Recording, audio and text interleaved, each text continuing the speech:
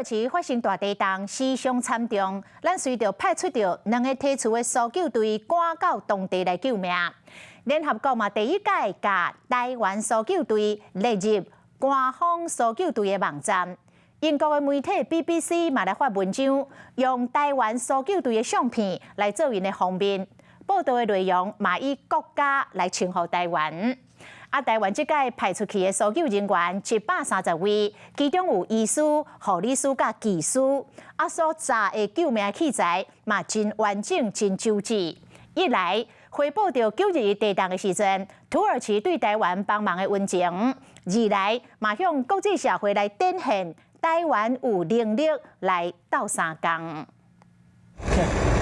听从命令，搜救犬伫咧叶片内底弄来弄去，想要找出抑个外来人。台湾派到土耳其救援的救护队，伫咧当地时间2月7日下晡到位。英国广播公司 BBC 也伫咧网络顶端发布报道，真侪国家嘛拢派出搜救队前往土耳其来救灾。严格其中，敢若台湾红刊2张相片，其中的一张阁红选做是封面。报道内底嘛以国家来称呼台湾，联合国更加是头一遍将台湾的搜救队列入去官方搜救队的网站。消防署认为是这篇国际人道任务以来重大的突破。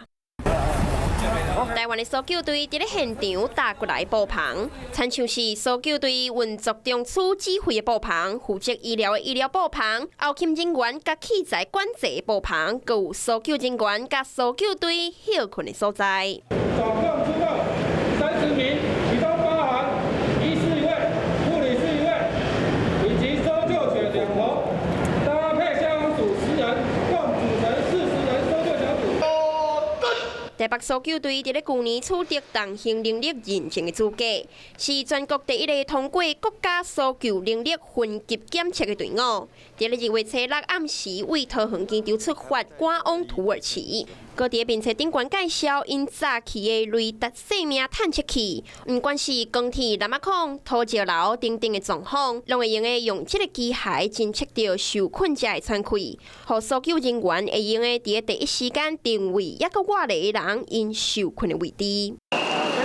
第二梯是屏东的搜救队，总共是90个人，甲2只搜救犬，伫咧2月7号出发，嘛是要赶往土耳其，斗相共找出受困的民众。不管是烈日或者是下雨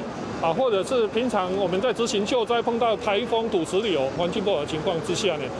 努力把任务能够顺利的圆满完成。2梯搜救队拢已经伫咧当地救援，那回报9日一地震的时阵，土耳其伫咧第一时间甲台湾斗相共的温情，迈向国际社会展现台湾的能力。